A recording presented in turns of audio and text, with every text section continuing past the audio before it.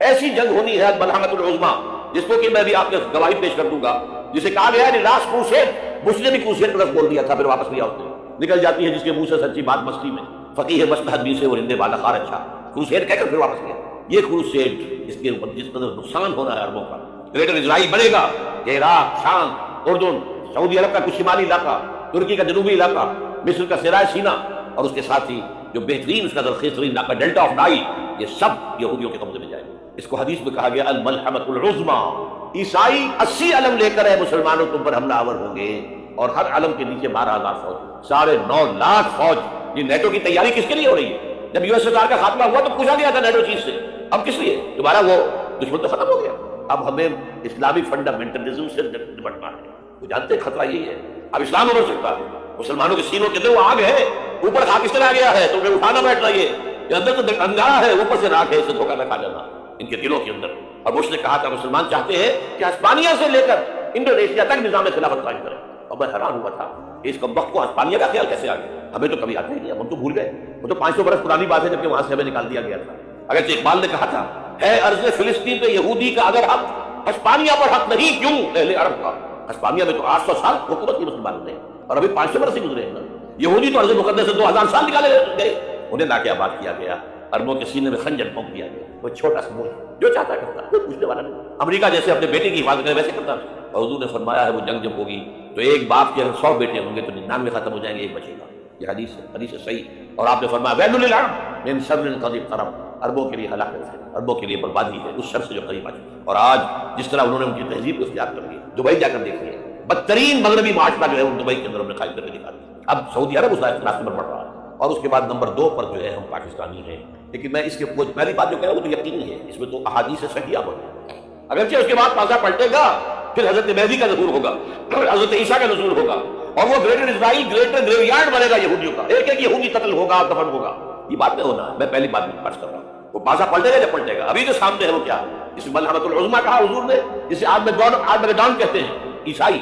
آرمگیڈون کی اگر کہیں جا کر آپ دیکھیں گے، آپ ڈکشنری میں مانی کیا لکھا ہے؟ A very big war which will be fought between the forces of evil and good before the end of this world۔ اس دنیا کے خاتمے سے پہلے خیر اور شر کی قوتوں کے درمیان بہت بڑی جنگ ہوگی، ارمجدون اسے کہتے ہیں عربی میں، اور آرمگیڈون اسے کہتے ہیں انگریزی کے اندر، اور یہ بائبل کی آخری کتاب کے اندر ہے، جو اس میں کہ مکاشفات یوحنا، ریویلیشنز آف سینٹ جان۔ یہ تو میں کہہ رہا ہوں یقین کے ساتھ، اور زیادہ دور نہیں آیا چاہتا ہے، اس لیے کہ یہودیوں کا اور عیسائی جو کنزرویٹوز ہیں، نیو کنزرویٹوز، ان کا 5 نکاتی ایجنڈا ہے متفق علیہ، جس کے تحت یہ جنگ صلیبی شروع کی گئی۔ وہ سن لیجیے آپ، آرمگیڈون نمبر 1، گریٹر اسرائیل قائم ہو جانا اس کے نتیجے میں نمبر 2، مسجد اقصی اور قبۃ الصخرہ کو گرانا نمبر 3، وہاں تھرڈ ٹیمپل، وہ مسجد جو حضرت سلیمان نے بنائی تھی 1000 قبل مسیح میں، پھر برباد کی تھی نیبوکدنیزر نے، دوبارہ بنائی گئی، پھر دوبارہ ختم ہوئی 70 عیسوی تک گری پڑی، ان کا خانہ کعبہ گرا ہوا ہے 70 عیسوی سے لے کر آج تک۔ ایک دیوار ہے ویلنگ وال، جہاں جاتے ہیں روتے ہیں اپنی عبادت کرتے ہیں، وہاں وہ بنے گا تھرڈ ٹیمپل۔ اور نمبر 4 اس میں لا کر رکھا جائے گا تخت حضرت داؤد کا۔ یہ تخت کہاں ہے اس وقت؟ یہ لندن شریف کے اندر، جو ان کی پارلیمنٹ کا جو چرچ ہے، ویسٹ منسٹر ایبے، اس میں رکھا ہوا ہے۔ ایک پتھر تھا جس پر بٹھا کر حضرت داؤد کی تاج پوشی ہوئی، پھر حضرت سلیمان کی ہوئی، پھر وہ پتھر رکھ دیا گیا جب حضرت سلیمان نے بنایا ہیکل مسجد اقصی۔ بہرحال ہر بادشاہ جو تھا یہودی اسی کے اوپر بٹھا کر اس کی تاج پوشی ہوتی۔ سن 70 میں ٹائٹس نے گرایا اسے ہیکل کو، وہ پتھر لے گیا، وہاں سے روم گیا، روم سے آئرلینڈ گیا، آئرلینڈ سے اسکاٹ لینڈ آیا، اسکاٹ لینڈ سے انگلینڈ آیا، اور اب وہ رکھا ہوا ہے 14ویں صدی عیسوی سے آج تک، وہ ویسٹ منسٹر ایبے میں رکھا ہوا ہے، ایک کرسی کی سیٹ میں اسے بنا دیا گیا ہے تخت کی شکل۔ اب انگریزوں میں کوئی ملکہ ہو، کوئی بادشاہ ہو جس کی بھی تاج پوشی ہونی، اس میں ہو، یہ لا کر رکھا جائے گا تھرڈ ٹیمپل۔ اور اس پر یہودیوں کے خیال کے مطابق ان کا مسیحا آئے گا جو مسیح دجال ہوگا، عیسائیوں کے خیال کے مطابق حضرت عیسیٰ آئے گی، وہ ہمارا بھی خیال ہے حضرت عیسیٰ آئے گی علیہ السلام۔ بہرحال یہ تو بات کی بات ہے نا، اس کو جو عرض کر رہا ہوں عربوں پر بہت بڑا عذاب، اور پاکستان کا معاملہ بتائیے، میں یقین سے نہیں کہہ سکتا، ہینگنگ ان دی بیلنس، ہو سکتا ہے اللہ تعالیٰ پر رحم فرمائے، ہو سکتا ہے اگرچہ اسی میں شرائط ہے۔ چمن کے مالک اگر بنا لے موافق اپنا شعار، اب بھی چمن میں آ سکتی ہے پلٹ کر چمن سے روٹھی بہار، اب ہو سکتا ہے۔ اور یہ بھی ہو سکتا ہے کہ اللہ تعالیٰ نے موجودانہ طور پر ہمیں ملک دیا، ہم نے اللہ سے بدعہدی کی، وعدہ خلافی کی، غداری کی، لہذا سزا دی جائے اور ہم سے یہ ملک چھین لیا جائے۔ اٹس جسٹ پاسبل، دور نہ سمجھے، انہونی بات نہ سمجھے، جو گھیراؤ ہو رہا ہے آپ کے مغرب میں نیٹو فورسز اور مشرق میں بھارت فورسز، باقی فورسز گدھوں کی طرح بیٹھے ہوئے انتظار کر رہے ہیں پاکستان اور ڈسٹیبلائز ہو جائے یا اور بدامنی ہو جائے۔ اب لاہور میں پھر آج دھماکے ہو رہے ہیں، 2 دن پہلے کا دھماکہ میں سہ کے آیا ہوں، آپ کے سامنے بیٹھا ہوں، وہ جانے بچی ہے جو ہماری اکیڈمی کا حشر ہوا، میں آپ کو نہیں بتا سکتا یہ اشارہ کیوں ہو رہا ہے، تاکہ یہاں بدامنی ہو جائے اور ہمیں جواز مل جائے۔ مغرب سے نیٹو فورس داخل ہو جائے، مشرق سے بھارتی فورس آ جائے اور ہمارے ایٹمی دام توڑ کر اور پھر ہمیں بھارت کے سامنے ڈال دیا جائے، ڈو ایز یو لائک. یہ ان کا نقشہ ہے. ہوگا کیا؟ وہ اللہ جانتا ہے. ہوگا وہ جو اللہ چاہتا ہے. لیکن اللہ کا چاہنا جو ہے وہ کس پر منحصر ہے؟ یہاں انقلاب برپا کرو، یہاں اسلام نہ ہو، اگر دھندوں میں لگے رہو گے تو وہ خود بخود نہیں آ جائے گا انقلاب. صحابہ نے جانیں دی تھی، کتنی تکلیفیں اٹھائی تھی 12 برس تک مکی دور کے اندر. بانش درویشی نساز و دبادم سن جو پختہ شبی خدرہ پر سلطنت جم سن.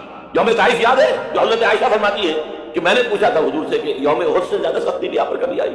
یوم احد پر کیا ہوا تھا؟ تلوار کا وار پڑا تھا آپ کو چہرہ مبارک. یہ جو رخسار کی ہڈی ہے اس کے اندر وار گیا ہے.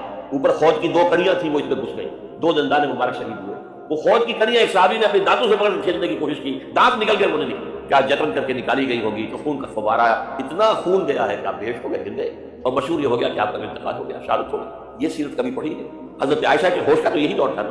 یوم طائف میں جو آپ کی بچی تھی مجھے کیا پتا کیا ہو رہا ہے حضور کے ساتھ.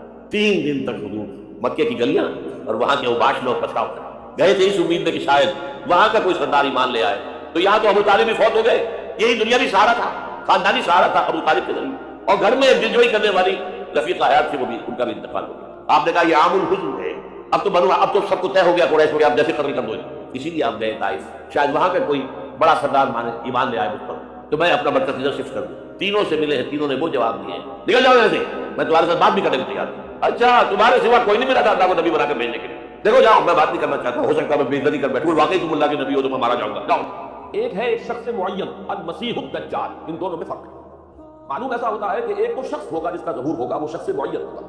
اور اگر احادیث کا تتبع کیا جائے تو معلوم ہوتا ہے کہ وہ یہود کا کوئی بہت بڑا لیڈر ہوگا. اور آخری زمانے میں قریب قیامت کا جو زمانہ ہے، قرب قیامت کا، اس میں جو بڑی عظیم جنگیں ہونے والی ہیں، ان میں جب یہودیوں اور مسلمانوں کا مقابلہ ہوگا اور بہت کریٹیکل سٹیج پر وہ مقابلہ پہنچا ہوا ہوگا، اس وقت حضرت مسیح علیہ السلام کا نزول ہوگا اور وہ دجال اکبر کو یا المسیح الدجال جسے کہا گیا ہے اس کو وہ قتل کرے. تو المسیح الدجال یہ تو ایک شخص معین. البتہ دجالی فتنہ صرف ایک شخص معین کے ساتھ نہیں متعلق، بلکہ اس کے لیے جو احادیث آئی ہیں ان کا جب ہم تتبع کرتے ہیں، ان سب کو جب جمع کرتے ہیں تو معلوم ہوتا ہے کہ وہ ایک خاص کیفیت ہے. ایک خاص قوم میں کچھ ایسی کیفیات پیدا ہو جائے گی کہ جن کو دجالی فتنے سے تعبیر کیا گیا.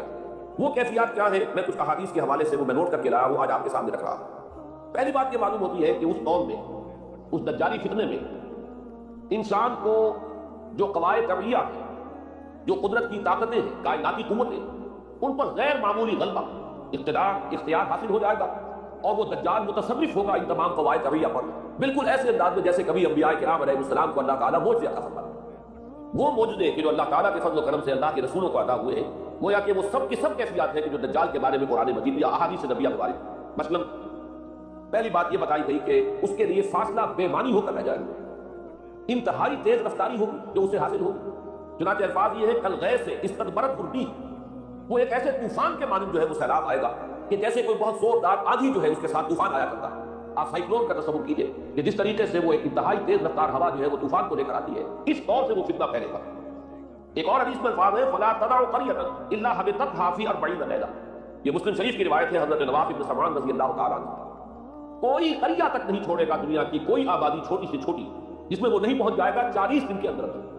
یہ اس کی تیز رفتاری کا عالم ہوگا. گویا کہ میں تعبیر کر رہا ہوں اسے ان الفاظ سے کہ فاصلہ بے معنی ہو کر رہے گا. اسی کے ضمن میں بعد اور روایات آئی. سواری جو ہے اس دجال کی اس کو گدھے سے تعبیر کیا گیا، اس لیے کہ ظاہر بات ہے اس دور میں اور کسی شے کا اگر تذکرہ کیا جاتا ہوائی جہاز کا یا راکٹس کا تو وہ تو لوگوں کی سمجھ میں نہ آتا اور پہلے انہیں ساری سائنس پڑھانی پڑتی تب وہ الفاظ استعمال کرتے. لہذا وہ اس کا خچر اس کا جس پر سواری ہوتی ہے. لیکن اس کی تیز رفتاری کے لیے الفاظ آئے ہیں کہ اس کا ایک قدم اگر مکے میں ہوگا تو دوسرا قدم شام میں جا کرتا ہے. اور الفاظ یہ آئے ہیں کہ اس کے دونوں کانوں کے درمیان فاصلہ جو ہے وہ 40 باڑ کا یعنی 80 ہاتھ کا. بلکہ حضرت علی رضی اللہ تعالیٰ عنہ کے خطبے میں جو اس کا بیان ہوا ہے کہ اس کا ایک کان جو ہے وہ 30 ہاتھ لمبا کان ہوگا اس کا.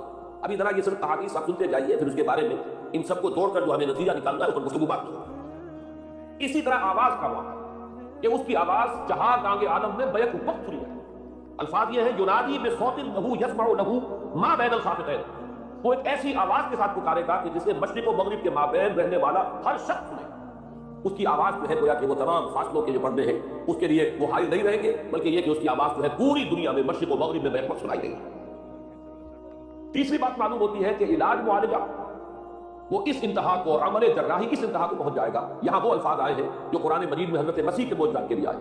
حضرت مسیح کے الفاظ ابرئ الاکمہ والابرص کہ میں مادر ذات اندھے کو اور جو کوڑ کا مرض تو ان دونوں کو میں ٹھیک کر دیتا ہوں. حضرت مسیح علیہ السلام صرف ہاتھ پھیرتے تھے اور مادر ذات جو نابینا ہے، اندھا، بینائی اس کی آ جاتی تھی، اور کوڑی جو ہے اس کے جسم پر ہاتھ پھیرتے تھے، اس کا کون درست ہو جاتا، عمر وہ تک بہاوت ابرس. وہی الفاظ آئے حدیث میں کہ دجال کو یہ قدرت حاصل ہوتا ہے. نمبر 2 یہ کہ وہ یحیی الموتیٰ، جیسے کہ حضرت مسیح کے الفاظ ہیں وہ یحیی الموتیٰ، میں زندہ کرتا ہوں مردے کو. حضرت مسیح فرماتے تھے مردے کو قم بإذن اللہ، وہ کھڑا ہو جاتا تھا. بالکل اسی طریقے سے دجال کو بھی قدرت حاصل ہو جائے گی کہ وہ مردے کو زندہ کرے گا. مزید وضاحت ایک حدیث میں یہ ہے کہ وہ ایک شخص کو آری کے ساتھ بیچ میں سے چیرے گا، 2 ٹکڑے کر دے گا، پھر سینے گا اور زندہ کر دے گا. معلوم یہ ہوا کہ علاج والدے کا علم اور دوسرے یہ کہ جراحی کا علم جو ہے وہ اپنی ان بلندیوں کو پہنچے گا کہ اس حد تک انسان کی رسائی ہو جائے گی. چوتھی بات، اس کو زمین اور فضا پر اس قدر غلبہ حاصل ہو جائے گا. الفاظ یہ حدیث کے یامر السماء فتمطر، وہ آسمان کو حکم دے گا بارش برسا، وہ بارش برسائے گا. والارض فتنبت، اور زمین کو حکم دے گا کہ فصلیں اگا، وہ اگائے گی. ویمر بالخربۃ ویقول لها اخرجی کنوزک، اور وہ کسی ویرانے پر سے گزرے گا، اسے حکم دے گا، ویران چپیل میدان، اور حکم دے گا کہ اپنے خزانے نکال. اور فرمایا اس کا نتیجہ یہ نکلے گا فتتبعہ کنوزها، اس زمین کے جو خزانے ہیں وہ نکل کے اس کے ساتھ چلنے شروع ہو جائیں گے. زمین پر قدرت، فضا پر قدرت. بارش کا حکم ہوگا، وہ بارش ہو جائے گی، آسمان بارش برسائے گا، زمین اپنے خزانے اگل دے گی. پانچویں بات، ویبعث معه الشیاطین علی صورت من مات، اس کے ساتھ کچھ ایسے شیاطین مبعوث ہوں گے کہ جو ان صورتوں کو اختیار کریں گے ان لوگوں کی جو مر چکے، من الآباء والامہات والمعارف، جو آباء و اجداد اور مائیں اور دادیاں اور جو بھی جان پہچان والے لوگ ہیں جو فوت ہو چکے ہوں گے، وہ ان کی صورت اختیار کریں گے. فتأتی احدہم فیقول الست فلانا الست تعرفنی، پھر وہ آئے گا اور وہ شیاطین آئیں گے اور انسان سے کسی سے بات کریں گے، کیا تم مجھے نہیں پہچانتے، کیا میں تمہارا فلاں رشتہ دار نہیں ہوں.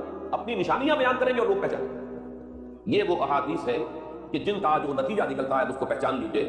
وہ نتیجہ یہ ہے کہ حضور صلی اللہ علیہ وسلم نے دجالی فتنے کے جو اوصاف بیان کیے یا جو علامات بیان کی، ان کا حاصل یہ ہے کہ سائنس اور ٹیکنالوجی کی وہ بلندیاں انسان کو حاصل ہو جائے گی کہ جو چیزیں کبھی رسولوں کے معجزوں سے ظہور پذیر ہوتی تھیں، وہ قوانین طبیعہ پر تصرف کے باعث خود انسان کرنے لگے. یہ ہے در حقیقت حاصل. چنانچہ آج آپ دیکھیے وہ جو اس کا گدھا ہے وہ ہمارے آدمی کے ہوائی جہاز ہے، اور آپ کو معلوم ہے کہ یہ رڈار جو ہے ان کے ہوائی جہازوں کے یہ بالکل اینڈ پر ہوتے ہیں ان کے بازوؤں پر، اور یہی ان کے کان ہیں، انہی سے انہیں وہ معلومات حاصل ہوتی ہیں. خود ان کی لمبائی چوڑائی جو ہے وہ کتنی ہے، اور پھر یہ کہ ان کے درمیان فصل جو ہے وہ 80 ہاتھ کا یا 40 ماہ کا وہ موجود ہے. اور جہاز کی ایک اڑان اب تو کئی بات پہنچ گئی کہ آپ کو معلوم ہے کہ پوری دنیا کے گرد ایک جہاز جو ہے وہ چکر لگا دیتا ہے چند گھنٹوں کے اندر. لیکن یہ ہے کہ عام جو رفتار ہے اس میں بھی ایک پڑاؤ سے دوسرے پڑاؤ تک ایک جگہ سے جس کو ہاپ کرنا کہتے ہیں، یہ بھی کم سے کم 500-700 میل کا عام طور پر سفر جو ہے وہ جہاز طے کر رہا ہے. اسی طریقے سے ہماری جو سائنس کی خاص طور پر جو طبی سائنس ہے، اب اس میں جس طریقے سے کہ زندہ رکھا جاتا ہے انسانوں کو، اور وہ ویجیٹیبل چاہے کہا گیا ہے ان کو ہیومن ویجیٹیبلز، لیکن یہ کہ دل کی دھڑکن بھی چلائے جا رہے ہیں، خوراک بھی پہنچا رہے ہیں، آدمی جو ہے وہ زندہ سال تک زندہ پڑا ہے. اور یہ کہ سرجری بعض جانوروں پر تو یہ بات ہو چکی ہے کہ کاٹے گئے ہیں اور پھر ان کو سی دیا گیا ہے، جوڑ دیا گیا ہے. یہ تمام جو بھی معجزے ہیں اس وقت سائنس دکھا رہی ہے. اسی طرح اگر یہ معجزہ دیکھنا ہو کہ زمین نہ کو تک سکی، جہاں کہیں کوئی آثار نہیں تھے کسی ایک پتے تک کے اگنے کے، اگر وہاں لہلہاتے ہوئے آپ کو چمن دیکھنے ہو تو ویسے سب سے پہلے تو یہ معاملہ ہوا تھا اسرائیل نے جو کر کے دکھایا تھا. لیکن اب تو آپ ابو ظبی چلے جائیے، سعودی عرب میں چلے جائیے. سعودی عرب کے اندر حال یہ ہے کہ آپ اگر ہوائی جہاز سے سفر کریں ریاض سے جدے تک تو آپ کو جگہ جگہ بڑے سرکولر پیچز نظر آئیں گے جہاز سے نہایت قریب، اور اس کے اندر جو ہے آرٹیفیشل اریگیشن کے ذریعے سے اور بہت عمدہ وہاں کاشت ہو رہی ہے، بہت خوبصورت فارم جو ہے وہ تمام کے تمام سرکولر پیچز. اس لیے کہ جو اریگیشن ہوتی ہے وہ ان ویلز کے ذریعے سے ہوتی ہے کہ جو ایک سرکل میں چلتے ہیں اور پانی کی وہ آرٹیفیشل بارش جو ہے وہ ہوتی رہتی ہے. باقی یہ کہ فضا سے آرٹیفیشل رین، یہ تو بہت ہی سادہ سی بات ہے کہ فضا کے اندر ایٹماسفیئرک کنڈیشن کو ذرا تبدیل کیا جائے تو بارش آ جاتی ہے. اور باقی رہ گیا آواز کا، یہاں سے وہاں جانا، وہ تو آواز ہے، خوبصورتیں دیکھ رہے ہیں. آپ کو نیو یارک میں بیٹھا ہوا خطاب کرے، آپ پوری دنیا کے اندر جہاں چاہیں وہ آل ورلڈ اینٹینا آپ کے پاس صرف ہونا چاہیے. باقی یہ کہ آپ دنیا کے کسی بھی گوشے میں بیٹھے ہوئے کسی شخص کا خطاب یہ سن سکتے ہیں. تو معلوم یہ ہوا کہ در حقیقت یہ جو دجالی فتنہ ہے، یہ اس کے اوصاف جو بیان کیے گئے، ابھی میں اس کو لفظ فتنہ سے تعبیر نہیں کر رہا، اسے جس چیز نے فتنہ بنایا وہ ابھی میں آپ سے عرض کروں گا.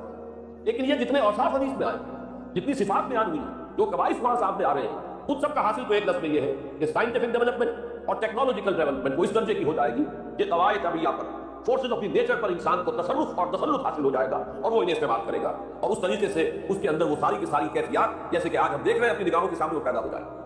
اب سوال یہ ہے کہ اس سے کو فتنہ کس چیز سے بنا ہے، یہ بات سمجھ لیجیے. جہاں تک سائنسی ترقی کا تعلق ہے، تکنیکی ترقی کا تعلق ہے، یہ چیزیں فی الاصل فتنہ نہیں ہے. یہ تو وہ علم آدم الاسماء کلھا کا ظہور ہے.